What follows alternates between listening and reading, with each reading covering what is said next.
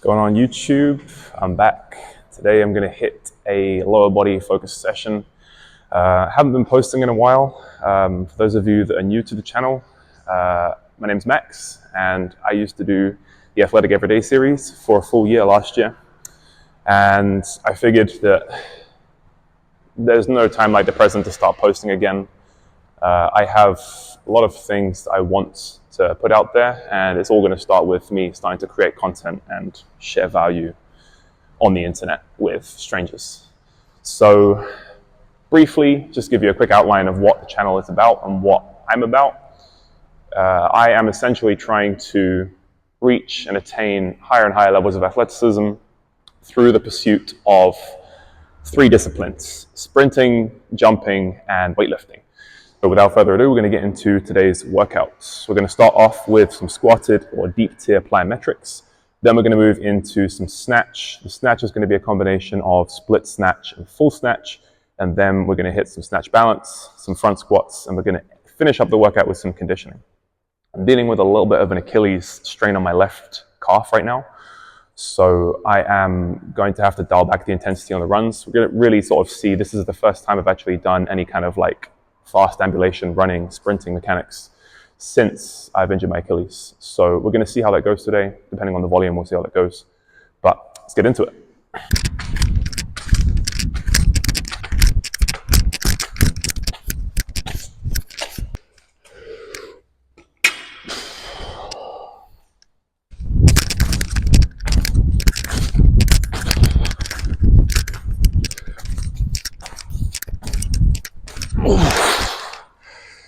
Oh my God. I mean, this is like what, the fourth set right now, and my goodness, pumping the quads is absolutely insane. Haven't got very big legs, but there's definitely some blood in there right now. And what I also like about this is it's actually really good primer for doing Olympic lifting. So any of the four movements in snatch or the clean, most notably the clean, having that elastic rebound in the bottom position of the clean is so valuable. And this is a really great way to just get a fuck ton of volume doing that specific movement and training that stretch reflex in the end range of motion. So we'll have to give that a go on the next set, see how it goes with holding the kettlebell in that overhead position.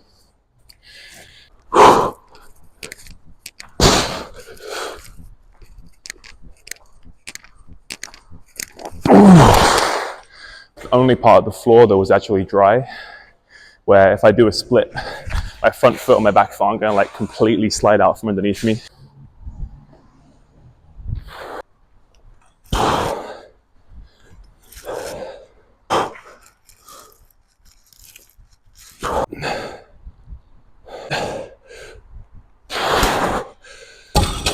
Whew. So when it comes to snatch warm-up, I always just do the same complex. 10 like snatch grip pull, or deadlift I guess you could say, into the power position, making sure I stay over the bar of my shoulders. 10 snatch turnover, really making sure I'm pulling and then pushing into the bar to make sure that I'm hitting the overhead position in the same, receiving position, hitting the receiving position the same every single time. Then it is behind the neck snatch grip press, really just to warm up the upper back and the shoulders and to make sure that you're feeling that overhead position nice and strongly, pushing into the bar actively. And then last of all, just 10 overhead squats. And then I can just start repping some snatch reps for whatever the complex of the day is going to be. So today the complex is going to be one split snatch, one power snatch, and then one full snatch. We're going to see how heavy I can work up to. Heaviest I've done on this I think was 80, and I haven't done it in a while, so be interesting to see how much that's increased, because my back squat strength has been increasing quite a lot recently, because I haven't been able to focus on sprinting and jumping as much, but I have been able to do a little bit more barbell stuff. So we'll see how we get to today. Bar's also a little bit slippery, so I'm gonna have to get my straps out as well. I'm gonna start ripping through that complex now. This whole warm up up until this point has taken me like 8-9 minutes. Maybe would have been less if I wasn't talking to the camera, but warm-ups do not have to take long. Just get your body temperature higher, increase your heart rate, start moving around generally, get a sweat on, and increase your respiration rate, and then just start doing the thing that you're doing in the session. It really doesn't have to be more complicated than that.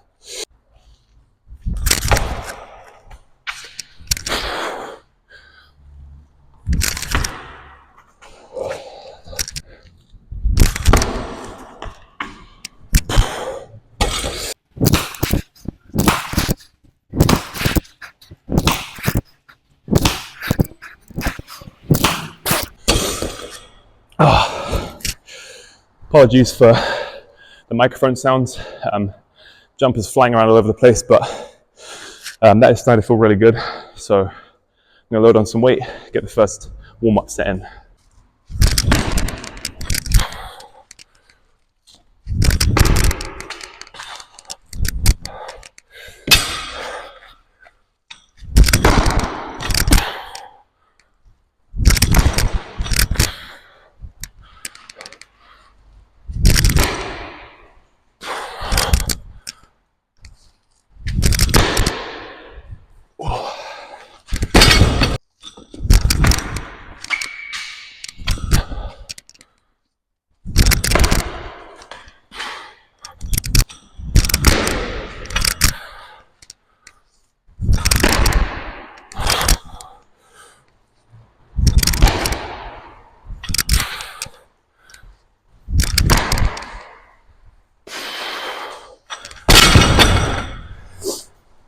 $50 felt okay. Doing a single split, single power, and then a single full snatch. See where we're going with that.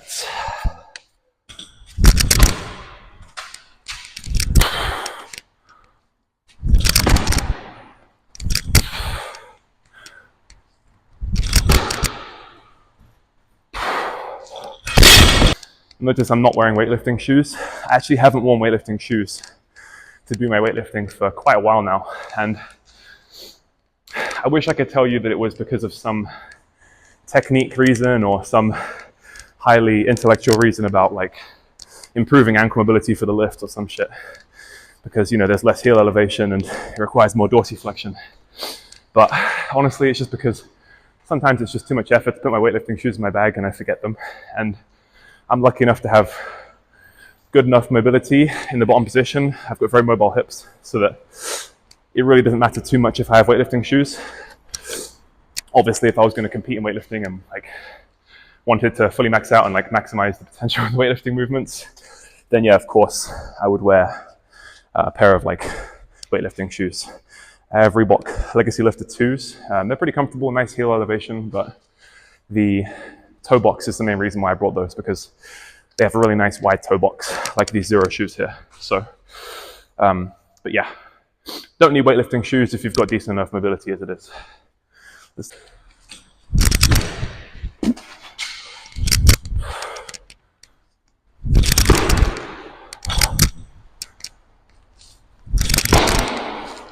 Ooh.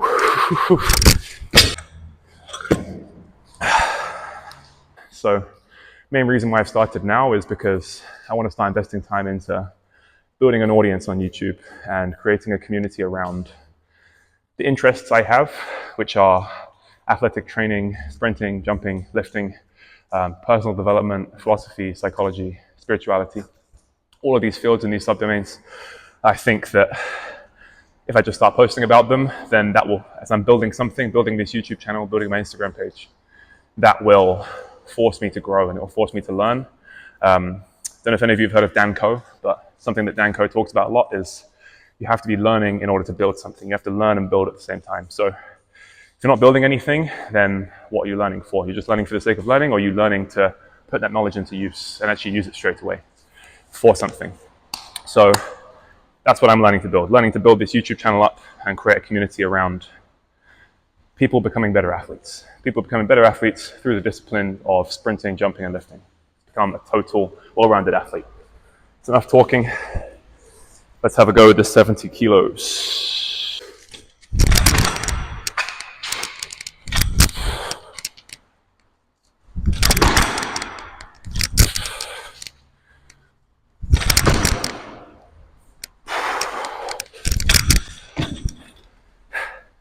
Another thing I've just realized is my upstairs neighbors have complained to me before about me dropping the weight too loudly, so I'm gonna have to lower the weight to the hips after every single set, and that's gonna get progressively harder as I go on, but overall, 70 kilos moved well.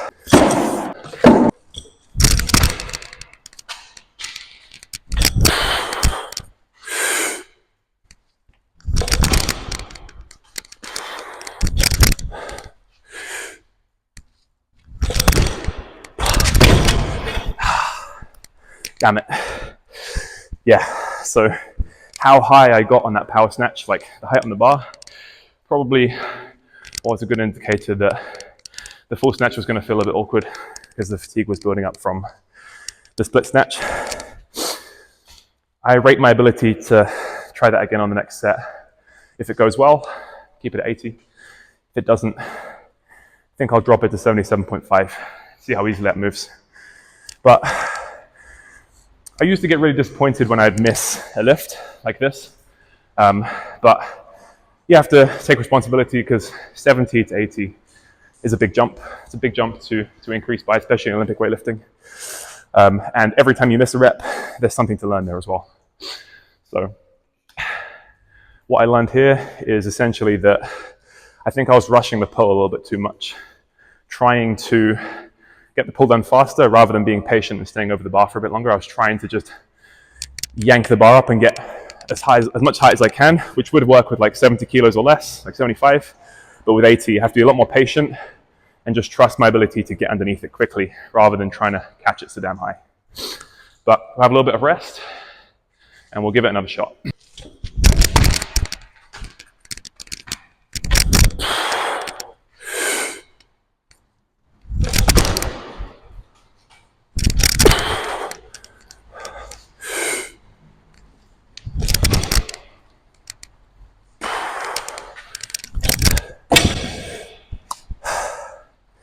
I think that is the perfect weight because it's just the right amount of challenging to my ability level.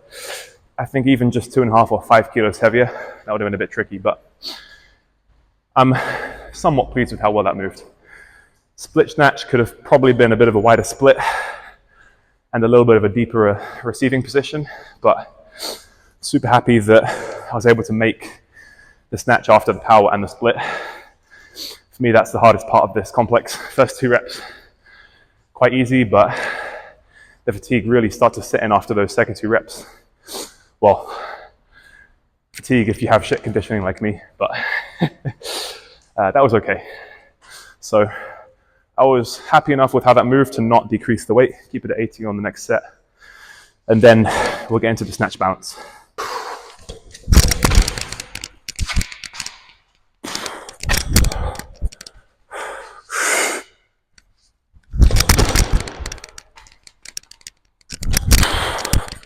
Come on.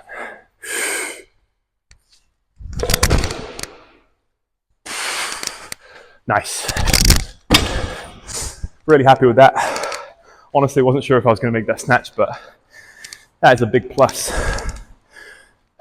Nice challenging rep. Perfect intensity for today with the goal of today's workout. So now we'll see how much heavier we can go for the snatch balance.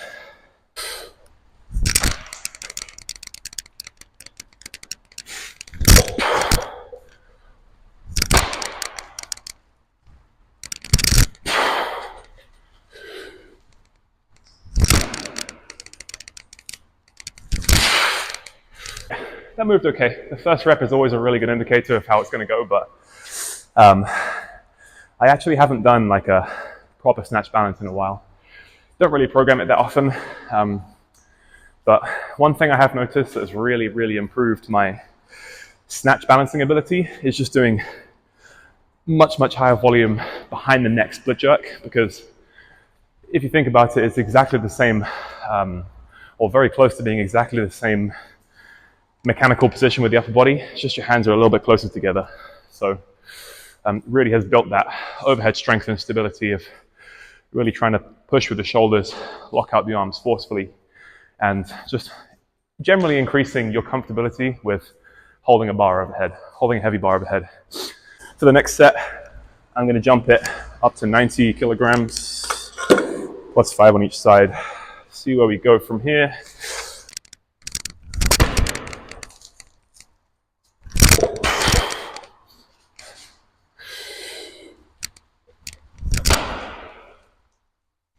That was a press out. That was a little bit disappointing. I think re-racking the bar onto the upper back is a slight issue for me at the moment. Just because I'm wearing a vest and I'm kind of sweaty right now. So as that bar hits the back of my traps, as the bar hits the back of the traps, it's a little bit uncomfortable because I really have to make sure that I'm balancing for the catch as well. But I'm pretty comfortable with doing 90 again. As I said before, learn from your failures.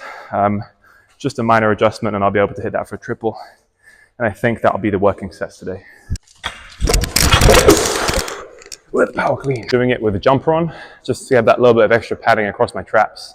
And mostly friction, just seeing if it provides a little bit of extra friction than my slippery, sweaty back.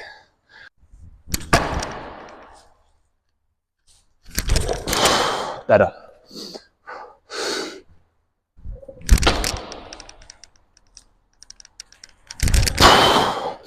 Last one.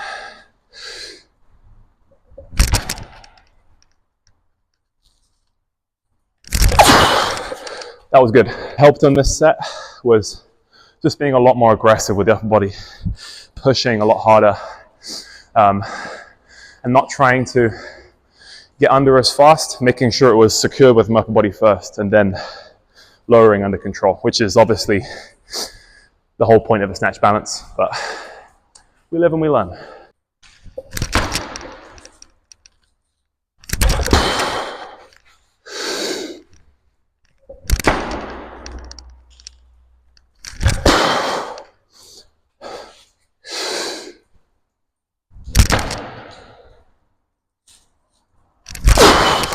Nice. Definitely going to call that the last set though, because still got some front squats to do, and I want to save some energy for my tempo runs, which I'm going to be doing at the end of the set. But right now my Achilles is feeling fantastic. No serious aches or pains. I've actually been keeping a pain score on the whiteboard in my apartment recently. So one of the best ways, if you've got tendon pain, patellar tendon, Achilles tendon, any other tendon or pain in the body, is to recover from that. Best way to recover from that is make sure that you keep a pain score. Keep a pain score every single day, track it every single day. Scale of 1 to 10, it doesn't matter how arbitrary that sounds or how subjective that sounds. It's a very simple way of knowing if what you're doing from a day-to-day basis is making it worse or making it better. So if you go and do sprints and it feels fine the next day, great, you can probably do that. If you do sprints and it feels worse the next day, like a lot worse, you probably shouldn't have sprinted. But if it feels only slightly worse, then that's also fine. If you do isometrics and rest it, then it feels like it's gone down like one whole score out of 10, then that's a good sign that what you're doing is working, and you can keep doing that. Anyway, I'm going to get into some front squat triples, and then we'll get into the tempo runs, call it a day for the workout.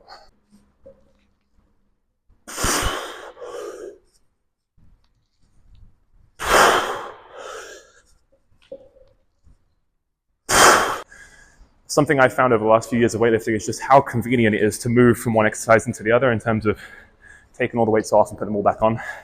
Like my snatch balance, 90 kilos for a triple is like 80 to 75% of my my front squat. So it's quite simple to just use the same weight and then go from there. That 90 felt okay. Jump it to 100. Number that might be quite nice to hit today on the front squat would be anything above 115. 115 for a triple I'd be quite happy with. I was doing pauses with 115 and they were pretty uncomfortable, so utilizing the extra stretch, I should be okay to do triple at 115. But that is concept and this is reality. So we'll see how it goes in reality. Let's give it a shot.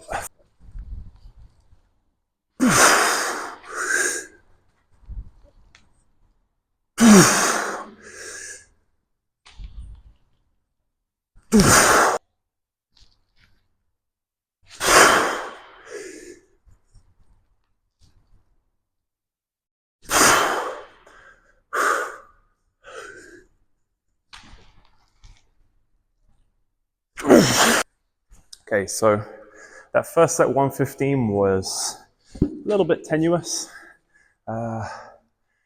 Last rep was a little bit of a grind, but we'll see how this set goes. This will be the second of 3 sets. Hopefully this moves a little bit better. Might change the bar placement slightly, as well as go for a slightly wider stance to see if that affects the stability and just how much rounding in the upper back I have when I stand up. Let's go.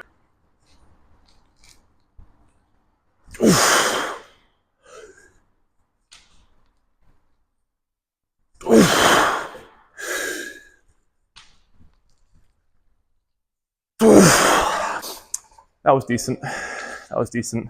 Felt better than the first set. Especially if you have long femurs, a wider stance, provided you have hip ability for it, will usually mean that your squat depth is going to feel a lot more comfortable.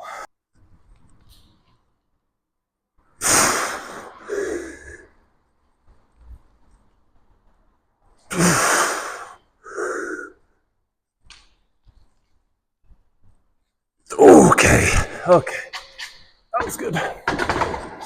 Nice. Really feeling a nice pump in the quads actually. Not much, but it's honest work. Okay, now that I've thoroughly covered all of the strength and power aspect of the workout and my plyometrics or deep tail plyometrics, I'm going to get onto the conditioning and see how this frayed Achilles tendon is going to hold up for 80 or 60 meters of running.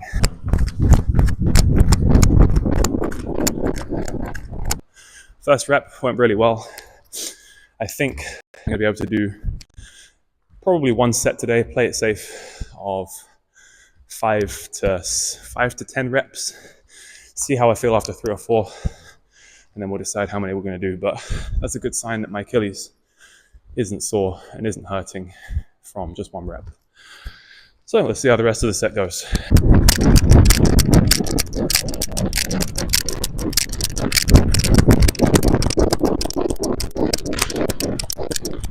Up really well. I'm super happy about that.